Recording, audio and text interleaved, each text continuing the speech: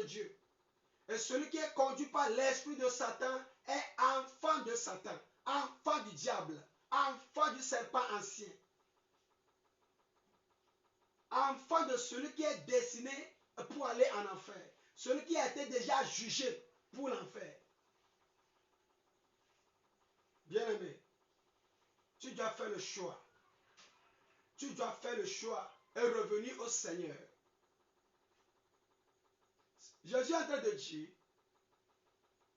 le voleur ne vient que pour voler, égorger et détruire. Mais moi qui suis Jésus, moi qui existais avant toute création, moi, par qui on a créé toutes choses, en qui toutes choses demeurent et pour qui toutes choses appartiennent, je suis venu dans ce monde pour que vous, mes brebis, mes enfants, mes amis, vous ayez la vie et que vous soyez dans l'abondance. Parce que la vie que nous avons, héritée en Dieu, a été perdue par le péché d'Adam. La Bible dit que le salaire du péché, c'est la mort. Or, nous tous, nous avons péché et nous sommes destinés à la mort. Une mort éternelle qui est l'enfer. Mais le Seigneur est venu pour nous secourir. Il est venu pour nous sauver. Il est venu pour nous délivrer du chemin de l'enfer, de la gueule de l'enfer.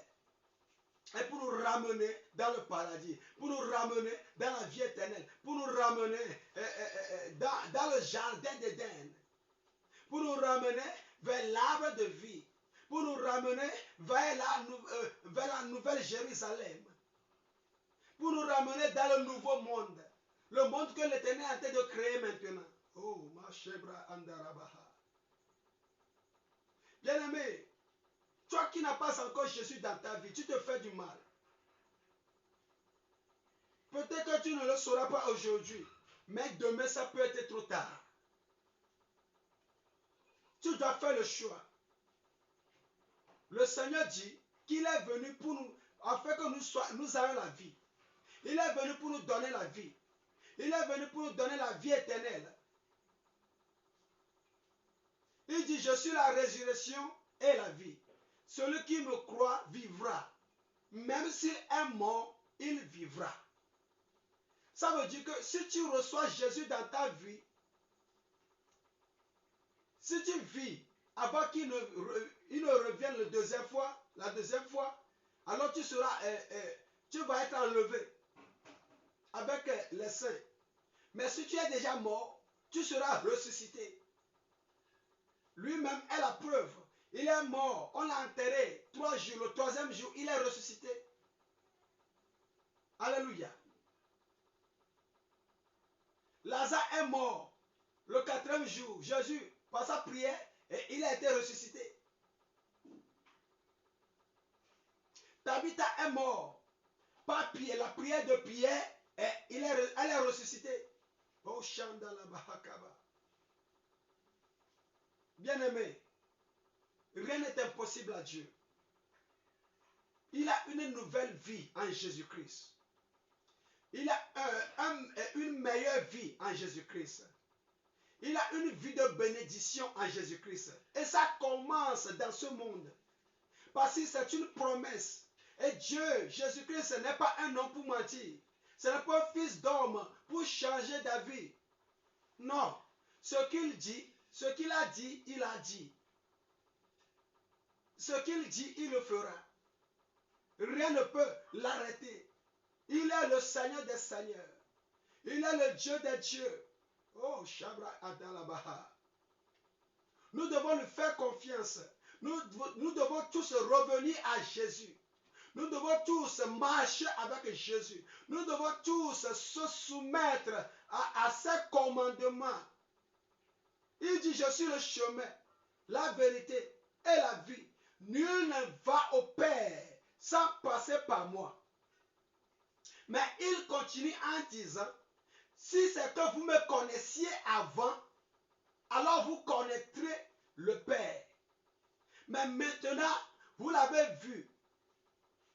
Car Maintenant, vous le connaissez car vous l'avez vu. Alléluia. Jésus-Christ et Dieu le Père sont la même chose. Ce n'est qu'une personne. C'est pourquoi il a dit, allez faire des nations, mes disciples, baptisez le nom du Père, du Fils et du Saint-Esprit. Au nom de Dieu, le Dieu qui est composé du Père et du Fils et du Saint-Esprit. Dieu n'est pas trois. Dieu n'est pas divisé. Il est seulement un seul Dieu, le créateur de toutes choses. Celui qui a pris chair pour nous sauver du péché, pour nous sauver de la mort, pour nous délivrer de l'enfer, pour nous délivrer du jugement, pour nous délivrer de sa colère et pour nous ramener dans le jardin d'Éden. Le jardin que nous avons perdu par Adam, nous le recevrons en Jésus-Christ. Bien-aimé, Jésus-Christ dit qu'il est venu afin que nous ayons la vie. Afin que nous ayons la vie qui est en Dieu, la vie de Dieu. Oh, Shadalabaha, la vie de l'Éternel, la vie infinie, la vie éternelle, la vie qui ne connaît pas les pleurs, la vie qui ne connaît pas les graissements de dents, la vie qui ne connaît pas la maladie, la vie qui ne connaît pas les problèmes, les soucis, la vie qui ne connaît pas la peur, la vie qui ne connaît pas la honte, la vie qui ne connaît pas l'intimidation, la vie qui ne connaît pas les ténèbres, l'obscurité, la vie qui ne connaît pas la jalousie, la vie qui ne connaît pas le péché. Oh, Shebrahaya.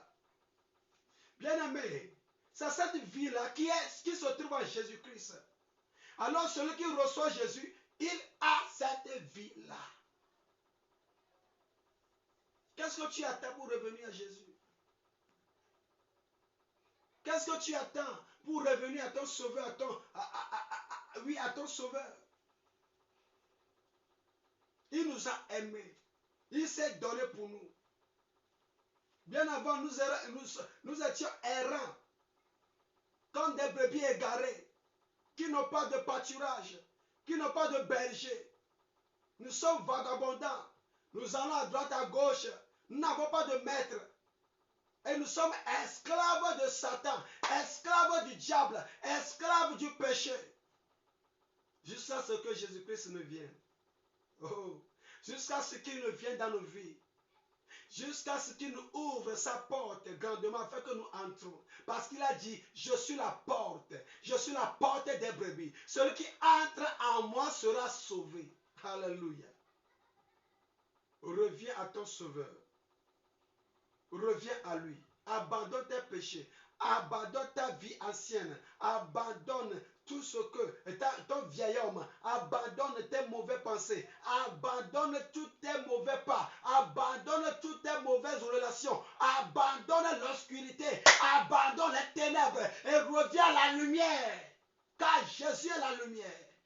Il dit, je suis la lumière de ce monde. Celui qui me suit ne marchera plus dans les ténèbres, mais il recevra la lumière de vie. Tu es béni ce soir. Que la lumière du Seigneur Jésus-Christ t'abonde. Marche avec toi.